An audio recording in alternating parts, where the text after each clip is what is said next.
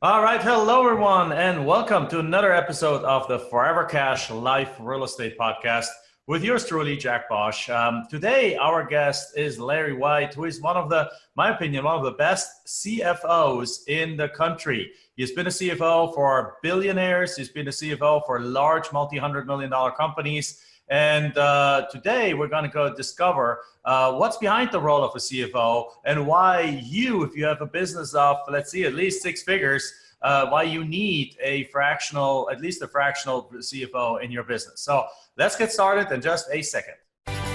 Welcome to the Forever Cash Life Real Estate Investing Podcast with your hosts, Jack and Michelle Bosch. Together, let's uncover the secrets to building true wealth through real estate and living a purpose-driven life. All right. Hello, everyone. This is Jack Bosch speaking. And I am already told you in the introduction, we have a world-class CFO with us. Larry, how are you doing? I'm great, Jack. Thanks for having me as well. Wonderful, wonderful. You just came back from Hawaii. How was that again? Well, clearly I look like it, so that's okay. I had a wonderful 3 weeks, and being part of doing what I do for a living, which is great. I can actually do it from anywhere in the world, so long as I have Zoom, a computer, and a mobile phone. I can do everything that I need to do from anywhere in the world. So that's what's wonderful about what I do. And probably Microsoft Excel. That helps too. Yes. Yes. So great. So yeah, Larry and I go way back. Back when we did our big land auctions, Larry helped us. At that point of time, it was about 2006 or 7. We wanted to grow really big with the land auctions and literally get to our goal of like 10,000 properties in a year flipping. And at that time, we were doing about 600 to 800 properties a year. And Larry came in to a recommendation, through a mutual friend, came in and he helped us streamline our numbers such that we could go to a lender and get a big line of credit against it that would allow us to buy a whole bunch more properties. Now, luckily, though, the lender held on for a little bit, waited, and that was the beginning of the market downturn. And based on how that last auction that we did, they decided not to give us the loan, which is probably the best thing that ever happened. But in that process, because of that, we were able to ride out the downturn just really nicely without really losing a whole bunch, and actually were able to have so much cash flow instead of having it tied up and real estate bought at the height of the market. We were able to use that cash to actually go into the cash that we had and go into buying houses like crazy and build up our Forever Cash strategy. But Larry was an integral part of that. Since then, Larry, we have kind of like lost sight of each other for a while. But now Larry is our corporate fractional CFO. Now, Larry, first of all, tell us a little bit about you. What do you do? And tell us a little bit about what you do and what is the role of a CFO in a company. Sure. What I've done for a long time is I've kind of gone back and forth between consulting and working not only for multinational companies, actually global companies, but also working for startups. And I also have my own company, which I bought and sold, which had a retail component of it, a manufacturing component. So I've had the opportunity to see a lot of different industries, which has been really helpful, especially in the role of a fractional CFO.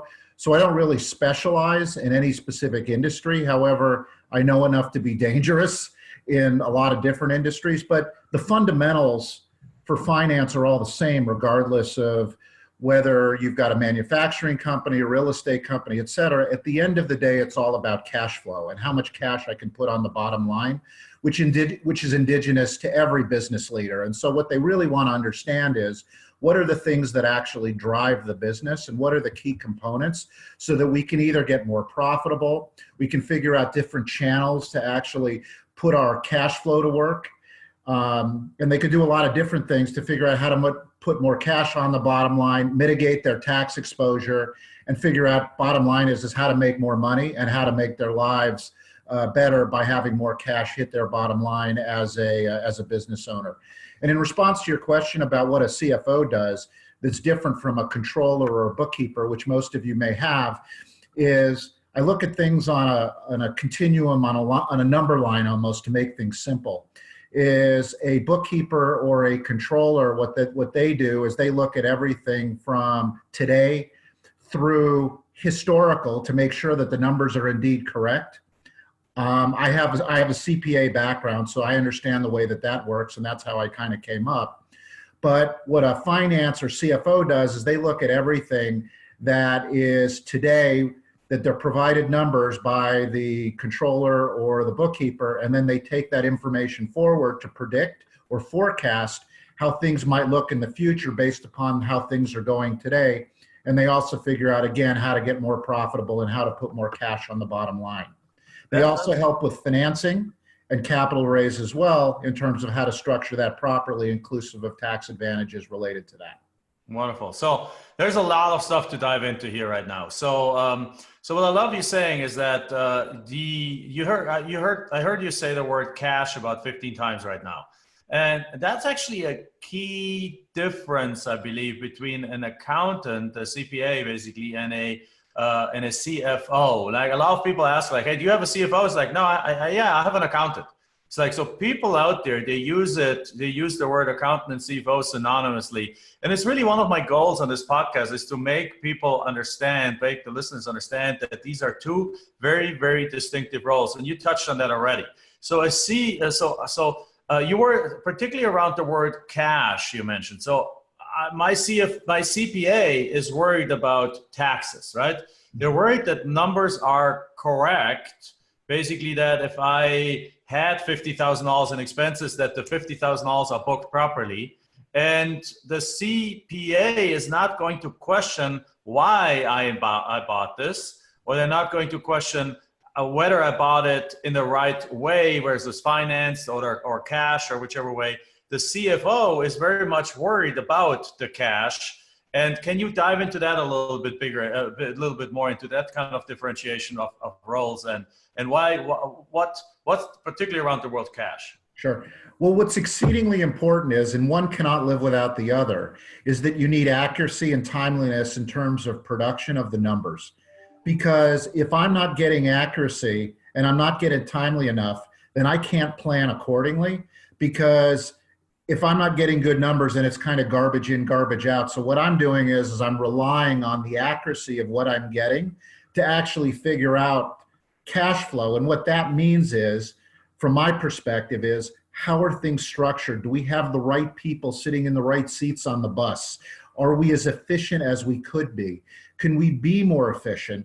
How do we reduce our expenses so we, at the end of the day, or increase our revenue, so at the end of the day, the best problem to have is I'm making so much cash and trying to hand it over to the tax accountant to figure out how to mitigate, how I can pay as little taxes as possible. But even if I've got to pay more taxes than I anticipated, the good news is you're only doing that because you're producing so much cash that unfortunately the government's got to take some of it. But what we try to do is, when you've got that problem, those are world-class problems to have, and that's what I try to help business owners with. Unless you invest in apartment complexes. Personally. Unless you invest in apartment complexes with huge depreciation. But yeah, so the key distinction, again, I want to make this really, really clear. You heard like the CPA, which is crucial to your business, right? The accountant is crucial to your business, and your bookkeeper is crucial to your business because they produce timely and accurate numbers, right? The bookkeeper. Then the CFO is actually has a strategic role in your company, because he is going to interpret those numbers and tell you whether you're losing money, making money. You can even, like we have had conversations, Larry, about product lines. Like if you do accounting down to the product line, where you say like, here's the effort we're spending on this product line, and here's the return we're getting on this product line, versus here's the effort we're spending on this one, and here's the return we're getting on that one. Well, the normal business owner can't see that out of normal accounting numbers, but the CFO is going to dive into that and is going to find that out and is going to have that conversation. We have had that conversation about, like, listen, you're spending all this time over here with very little returns, but over here the returns are much, much higher. The cash is much, much stronger. Why don't we put more effort over there? So it's almost like a consultant role that understands the number, because of the numbers speak to them, can give you strategic management advice towards making your business more profitable. Is that an accurate assessment? That's absolutely accurate. What I would say to you too is, as a business owner, have you ever gone to your bookkeeper or your controller, if you're large enough to have a controller, and asked them, okay, you've provided me the numbers. How do I make more money? How do you interpret these? And I would tell you that that's really the distinction. Is they'll tell you, they've taken the bank statements, they've taken all of the transactions, they'll tell you that they're right. But as it relates to getting inside the numbers and actually understanding what they mean, they're not going to be able to tell you. And that's kind of the difference with my role, with a bookkeeper's role and a controller's role. And to be honest with you, I've sat in the controller's chair and the bookkeeper's chair, and I understand the way that they think and they operate. And at the time, it just takes time actually going through and being part of a business on the strategic side to actually dive in and actually understand what those numbers mean. And I think that's really the key distinction. Yeah. Can you tell me a little bit about you told me one time we were having a glass of wine somewhere because we live in the same town. So it's not just only virtual. Sometimes we do meet. Plus you're part of our ultimate boardroom mastermind. One time you told me over a glass of wine that you running your own company. So you started your own company, brought it up to the almost throughout 8 figures and then sold it, right? That experience made you a better CFO. Can you tell me a little bit more about that? Yeah, Jack, it actually probably changed my life, because as a finance guy, sometimes you become exceedingly myopic and all that you see are the numbers on the page. But what you don't understand is what it takes. What do those numbers on the page mean? And so given what I did is I ran a company that made flame-resistant clothing for oil and gas and public utilities, and we were doing it internationally. So I was in Latin America a week a month for 4 years, and had the opportunity to actually run production lines, which I had no experience with on the operations side, and how to understand how all of those pieces specifically led to the bottom line, which are the numbers, which at the end of the day, all the numbers they're just shorthand to tell you how you're executing and if you're executing properly. Because if you're executing well and you're as efficient as you can be, the numbers will be no surprise at the end of the day. And so for me to become a really good CFO, one, I had to become a business owner and really understood what that was like. But I'm convinced that by getting into operations and being an operator, that made me an incredibly good CFO, or at least I think so. I can confirm that, yeah. But by understanding what operators are going through and the problems and the issues that they have to go through, you can now understand that from a financial perspective and how one ties into the other and how all of that works. And it included sales and marketing. It included all of that because I became interested in sales and marketing and not just what numbers on the page were telling me, because at the end of the day, in my opinion, as a business owner and as a CFO, raising your top line is probably the most important decision that you'll ever make, meaning your sales and your revenue. You can figure out how to streamline your expenses after time, but being able to have that volume and that ability to have sales is by far the most important thing that you'll ever do in business. Wonderful. Yeah, absolutely. I agree with it. Now, then, not only were you running your own company, but then you were CFO for, was it Elizabeth Arden's Red Door Spa? Was that right? Yeah. And then they actually made you COO there too, right?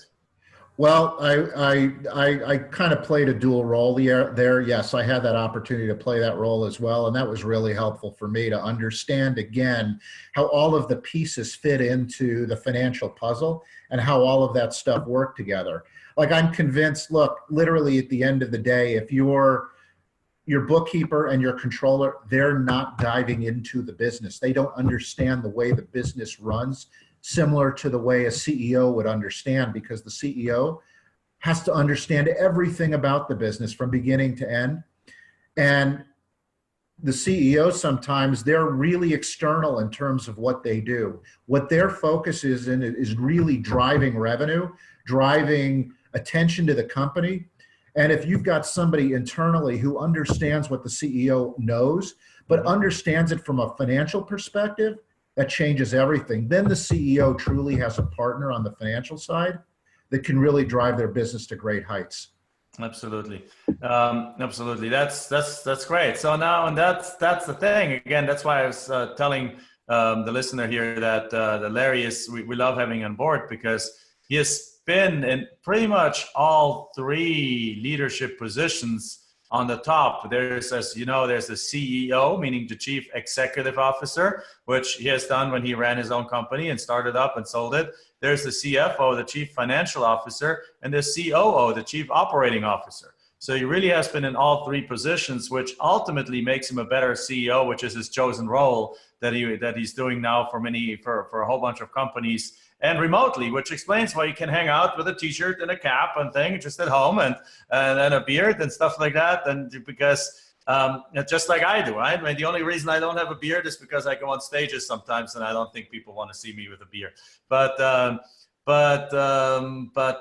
thing is, it's now you've carved yourself a beautiful niche there. So, but let's go back into the pace. I want to know about one kind of experience that you had, particularly working with some, let's say, more eccentric people and so on. And there's one experience that you worked for a billionaire who actually the founder of GoDaddy, and you worked as a CFO for his family office, really. After he sold his company, he made something that's public knowledge, and made something like $2 billion or something like that. And he bought, since he lives in Phoenix, it's like in Phoenix where I live, we kind of know what Bob Parsons is doing because it's in the news all the time.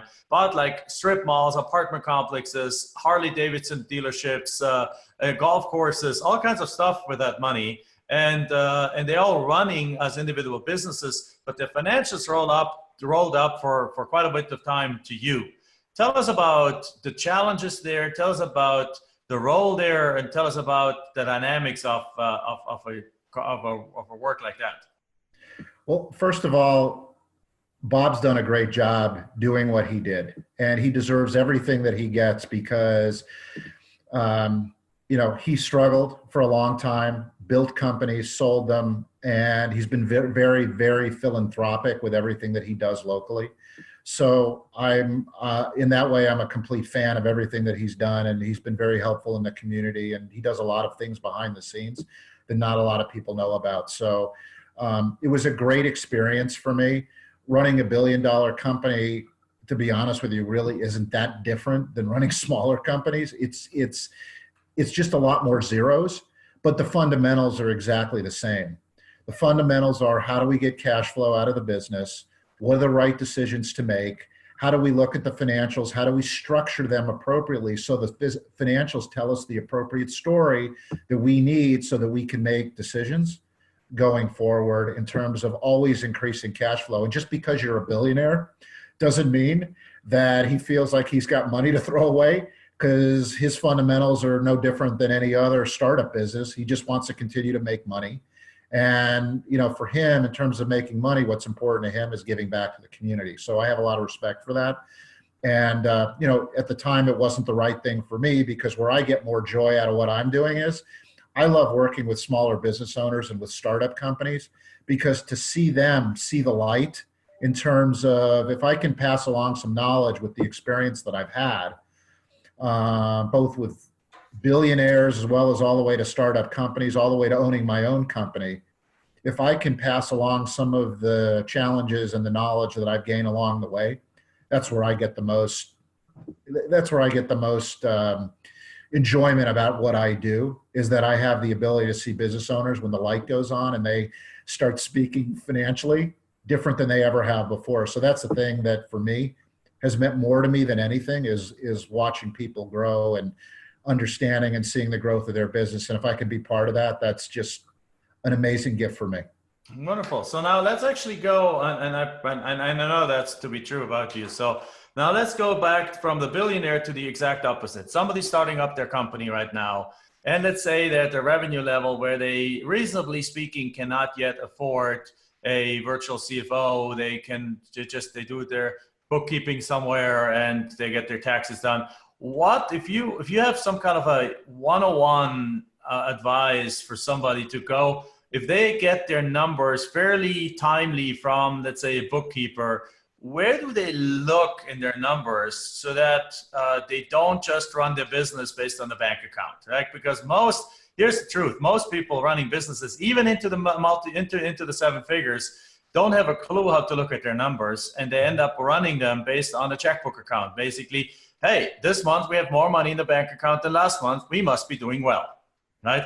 That's the level of CFO, that's the level of accounting in a sense. So you as a CFO, what would you recommend for somebody like that if they don't have a CFO yet, or can't afford one, or believe they can't afford one, whatever it is, but where do they look to see if they're actually, how their business is doing? Well, it's pretty simple, actually. What I would do at a minimum is that I would at least find a bookkeeper. And, you can go out and you can get QuickBooks. You can buy QuickBooks at Costco for $130, okay? And you can find someone who can probably do at least the bare minimum for $30 an hour, $40 an hour, who at a minimum can take the bank statements and at least put them into a documented program that definitely tells a story, so at least you understand what your cash flow is. And then what you want to do is probably take that information and at a minimum see that if I'm to continue in this way and maybe do their own forecast based upon what the bookkeeper is telling them, that if I'm to continue in this path for the next 6 months or the next year, here's how much cash I may have available, and I can utilize that cash to grow.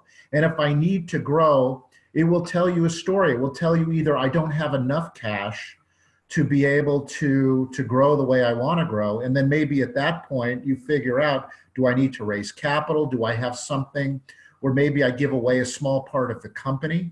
Or can I actually go out and maybe I've got something that I can collateralize and maybe do a business loan so I can get money from the outside that can actually help me grow? But at a minimum, what I would do is I would at least hire a bookkeeper, be able to meet with that bookkeeper every month, have them produce your prior month's financials maybe by the 15th of the month following the month, and at least review that and understand what's coming in and what's going out, and seeing if you're making cash and you've got a nice trend that maybe tells you how much in the future you're going to be able to do. And if you want to grow, great. And if you've got a lifestyle business, at least it tells you how much you can plan on for the next year or so, or how much cash you're coming in, so you can plan your household expenses, etc. And if not, if you start seeing a downturn, then maybe it will tell you what specific places in the business that you need to start cutting to make sure that you can maintain either a lifestyle or maintain the cash flow of the business. Yeah, I would definitely second that, particularly on the expense side of things, because as an entrepreneur, you're usually very aware of where you're generating revenue from. So the revenue side is what is very high visibility. Is like, we had another land sale, we had another house sale, we have another flip. So when I go to masterminds with a bunch of house flippers, they always tell me about top line. Nobody talks about bottom line. And the same with like these other kind of, any kind of industry I go to, they all talk about, yeah, well, we have done $7 million in revenue this year. It's like, okay, what's your expense ratio? Well, I don't know. Right. So particularly if you only have bookkeeper run books, make sure that on a monthly basis and at the very least on a quarterly basis, you go look through those expenses and look at it from a month by month basis. Don't just look at an aggregate, right? Look at it like the last half a year, the last year, and see which categories of expenses keep creeping up. And if there's no reason for them to creep up, well, you got to look into those. What are those? And then you can adjust them. If there's a reason for them to creep up and they're responsible for your higher sales, well then great. But it gives you the chance to figure out ratios, right? So you love working with ratios, for example. And when you send us data, the ratios I found very, very helpful because it tells us that, for example, marketing is at X percent. Let's just pick a number. Marketing is at 25% of revenue. So for every dollar generated, we spend 25 cents on marketing. That might not be the number right now. I'm not pulling them. I didn't review my numbers prior to this call. It might be much higher. It might be much lower. Right. And it definitely, depending on which industry you're in. But if you see month by month that it's going from 18 to 19 to 20 to 22 to 23 to 25, but your sales are not going up, then something is like your marketing is starting to become less efficient, right? Because you're seeing it go, cost goes up and revenue doesn't go up with it. So it's time to look at that. So it gives you, instead of just saying, hey, my revenue is good, and not seeing that your margins are being squeezed, you have predictors. You can say, well, if this keeps going on for another year, then we're not going to make any money anymore. That's right. Right. So then you can kind of, that's when you start breaking it out. And you say like, well, which marketing activity drives which sale? And then if you see that you have this ad for $1,000 that's generating you 0 land sales or 0 real estate sales or 0 new customers, and this one costs $200 and generates you all the customers, well, it's time to kick this one out and double up on that one, right? And so I love this. Like, and I have to admit that in my early years, we ran our account by the checkbook, right? But once we hired a virtual CFO, back then it was a different company when we had lost touch for a while. And the problem was their numbers were not timely. So they gave us our numbers 3 months later. So that wouldn't work, right? But then we got back in touch with Larry, and now by about the 20th of each month, we have our numbers. And part of that is because some of the reports only come out until the 18th, right? So we can't have our numbers before we have all the reports. So property management reports and so on. We have our numbers, and that allows us to look at these things and make some forward-looking decisions based on numbers. And that's truly how you're supposed to run a business. Yeah, I would tell you, Jack, the thing is that you brought up some really, really critical points in terms of the way I like to look at things is looking all expenses a percentage of revenue. Because at the end of the day, what you're saying here is I've got a couple of rules of thumb that the group, the audience might be interested in. Yes, absolutely. Is my rules of thumb is that whether you bring in somebody who's not a revenue producer or somebody who is a revenue producer or somebody who is going to, whether it's a marketing group or something like that, the things that you should be asking are, okay, I'm going to pay you X amount per month, but how much do we expect to produce on the top line based upon me hiring you? Because whether you bring in somebody who's not a revenue producer, and if they're not a revenue producer, you say, okay, that's just overhead or administration. Well, at the end of the day, the reason why you're hiring them is you're hiring them to free you up as the rainmaker to be more efficient in terms of what you do. Absolutely. So it frees you up, who's the CEO or the owner of the business, to allow you to bring in more revenue so you don't have to spend time on, I'm not saying not important, but non-revenue producing activities are going to take you away from producing money for the company. Yeah. And so my rule of thumb is that every investment that you make, whether that's people, a marketing group, a call center, I always look, my rule of thumb is 3 times the amount you're going to spend on that expense should go to your top line revenue. So for example, if you bring in someone who's going to produce revenue for you, whether that is a broker, an agent, somebody like that, and you're going to pay them $50,000 a year, you need to be specific in terms of sitting down with them and providing expectations, is that in order for me to justify the hire, you're going to have to produce $150,000 in revenue.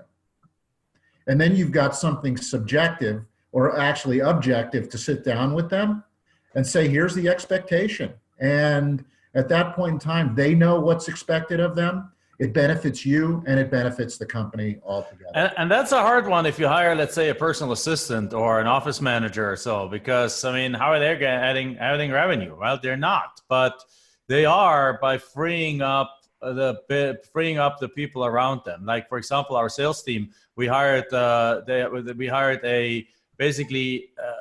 office admin for them because one of our top sales guys is just not good at the computer. Let's put it that way, right? So he spends just as long entering an order as he spends on the phone. So we're losing a lot of revenue by him having to enter his own orders into the phone.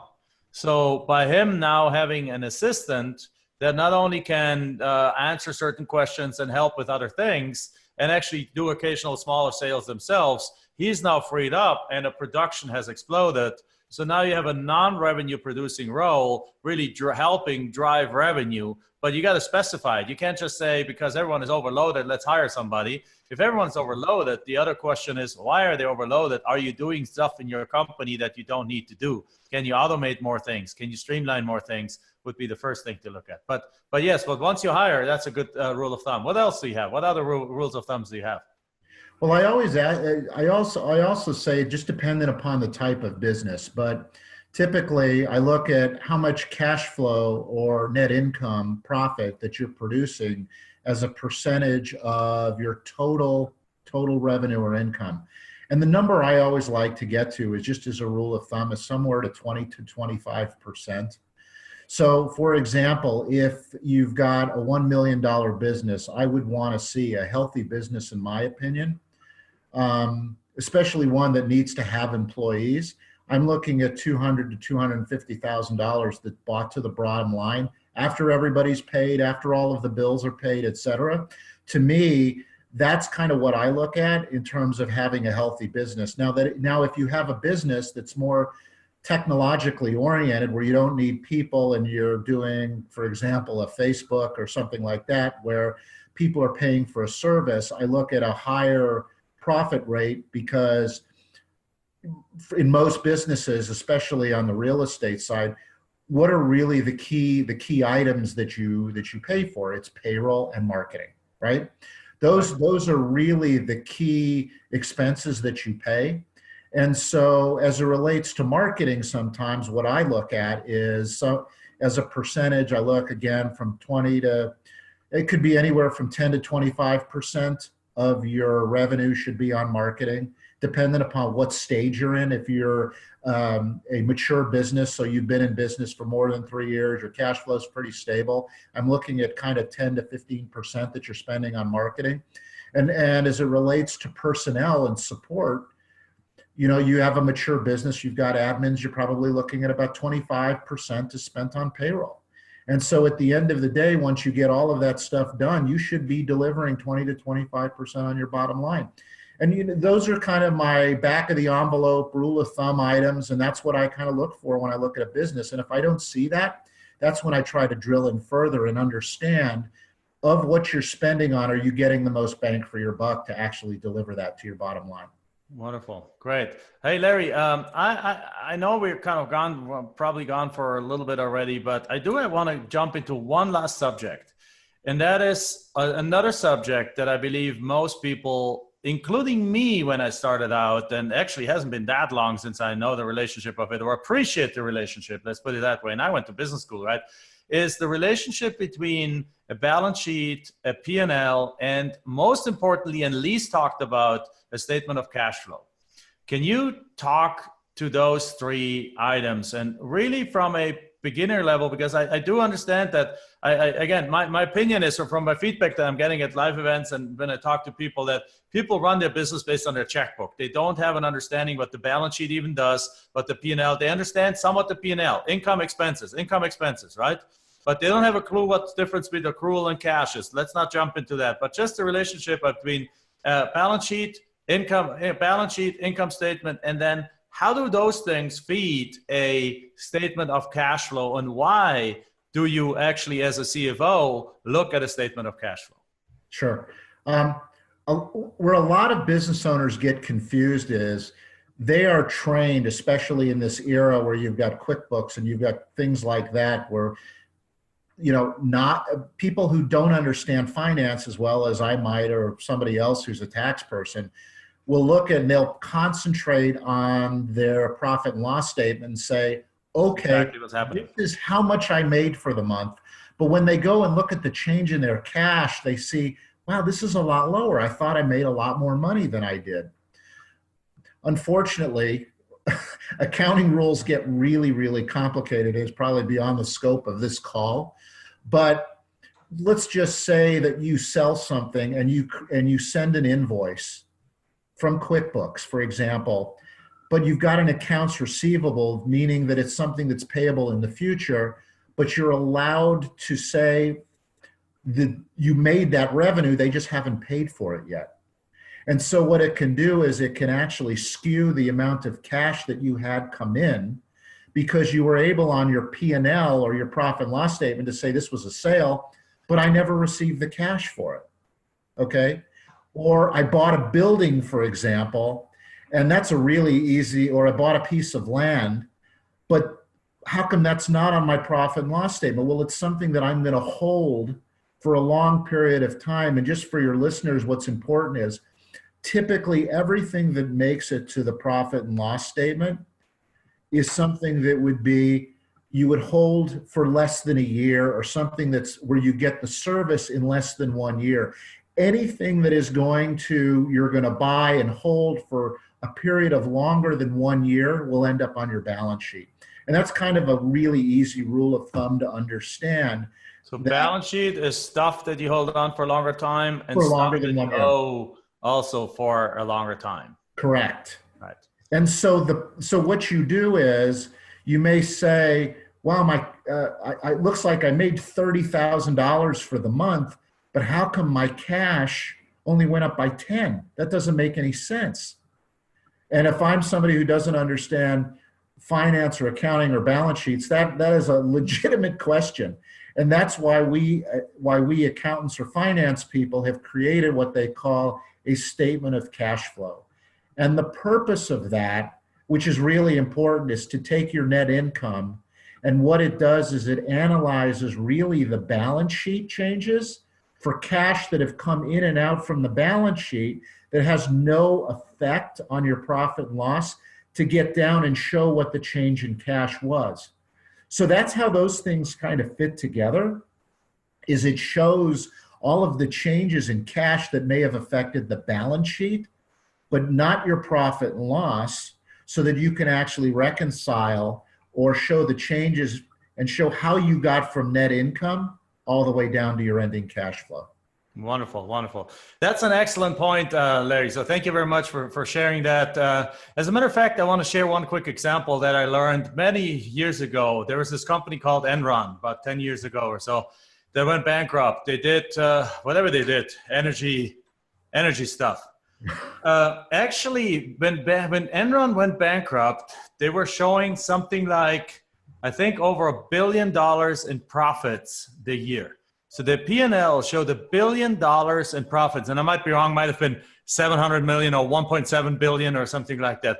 Actually, I want to say it was over $1 billion in profit, but the balance sheet showed strong assets and all kinds of stuff. But what happened is they were hemorrhaging cash, and nobody paid attention to the statement of cash flows.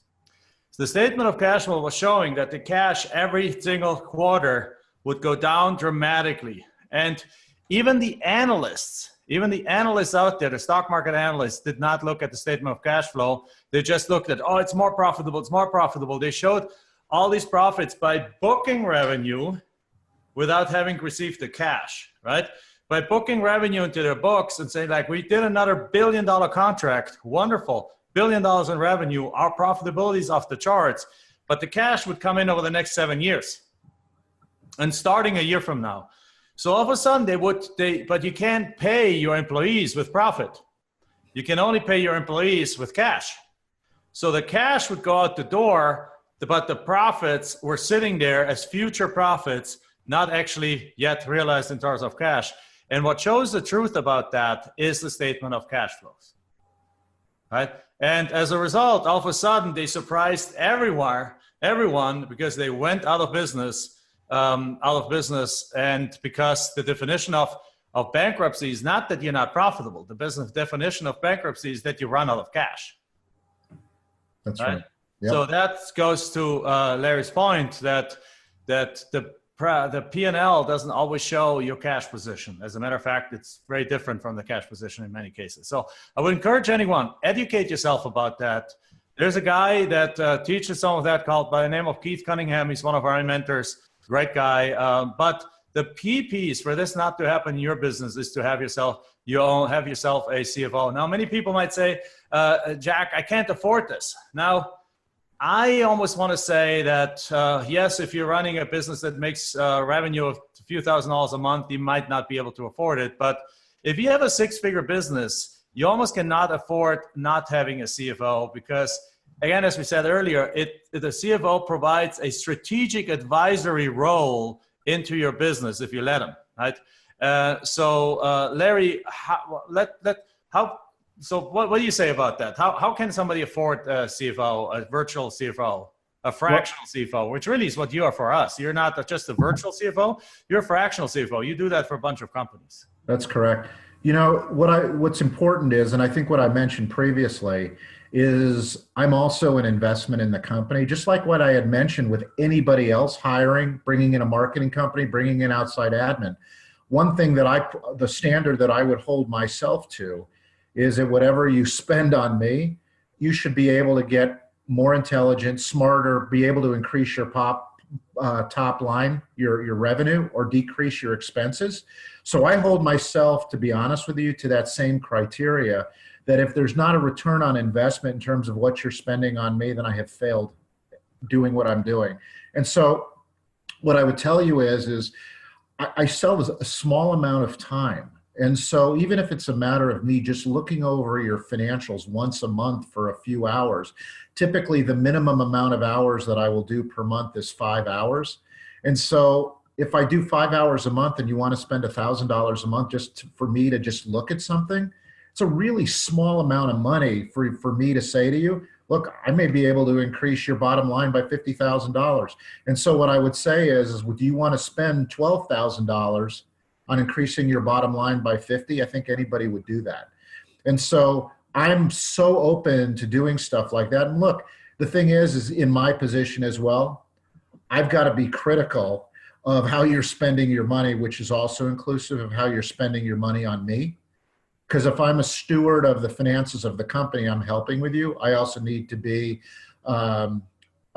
cognizant of that, and I need to be sensitive to what you're going through. And as a business owner, that's where I can kind of stand with you. I understand the way it all works, and the last thing I want you to do is spend all your money on a CFO that's not going to provide you that value. And so that's kind of my value proposition to everybody is, look, I understand what you've been through. I sat in your chair. I get it. And I also want to make sure that there's value in terms of what you're getting. And I have the ability to actually, you're not just hiring me to sit in a chair, but you're hiring me to help you to get more profitable and to get more revenue in the door. You're hiring a second, very extremely experienced financial set of eyes that can actually make a story out of your financials, help you understand your financials and where the trajectory is going, so you can make the proper adjustments for your financial story to go in the right direction. So, and again, yes, we paid some time. I mean, we've had different CFOs. Now you've been with us for a long time now, but we've paid us like about $1,800 one time. We paid $2,500. We paid different amounts. So it's not super expensive, and it's less expensive. You don't need a full-time CFO unless you run a really large eight-figure company already, right?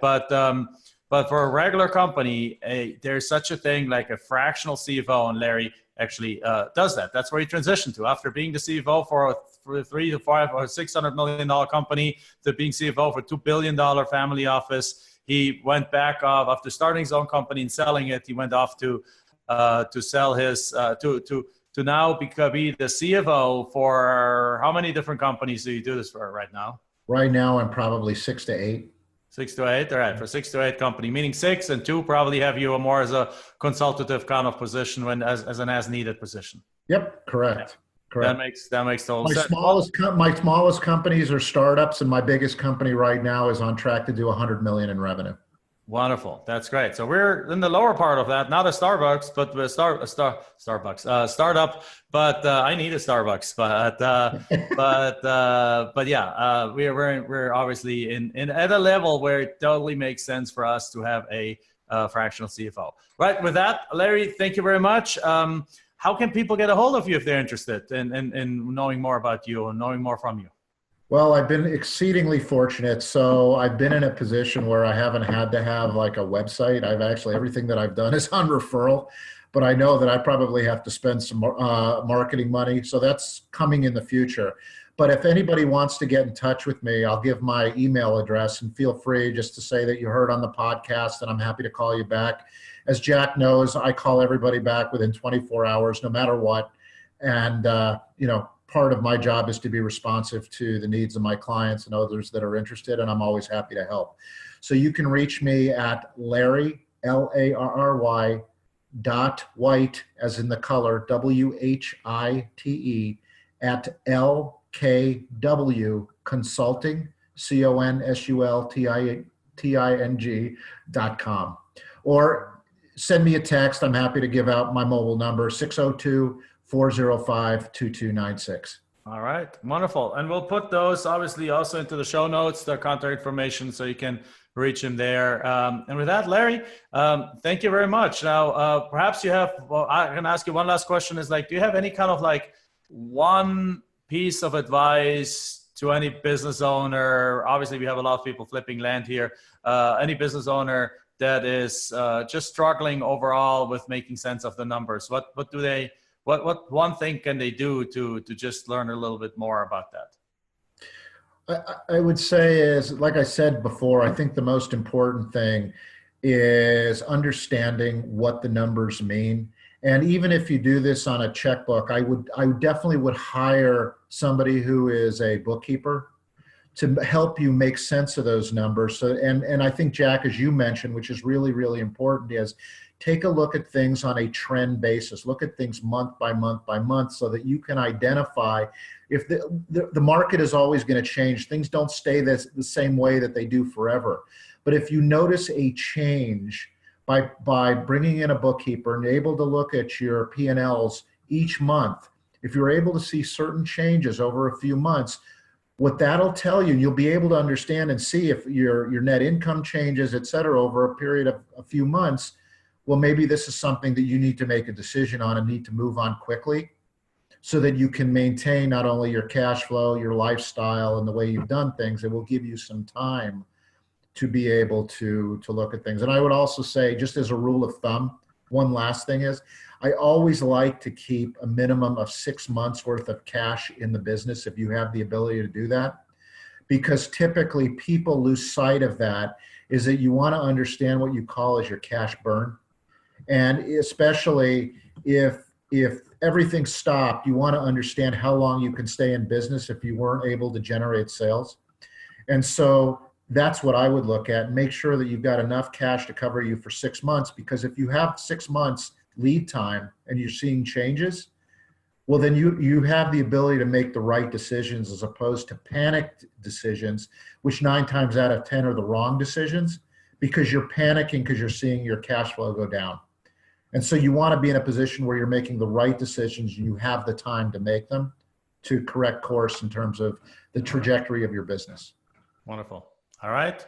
With that, everyone, thank you very much. This concludes another episode of the Forever Cash Life Real Estate Podcast. Thank you very much, Larry, for being on the call. Thanks, Jack. Thanks for having me. And with that, as always, if you were listening to this on iTunes, give us a 5-star review. And actually add some text to it too. So we need those to spread the word for iTunes, to spread us more out there. And if you're watching this on YouTube, make sure that you give us a thumbs up, share the link, take notes, rewind it, send it to other people that need to know about financials and how to read your numbers. All right. With that, thank you very much. Bye-bye. Thank you. Bye-bye. Enjoyed this episode? Then make sure you like, subscribe, and post your comments and questions below the video. We're looking forward to hearing from you.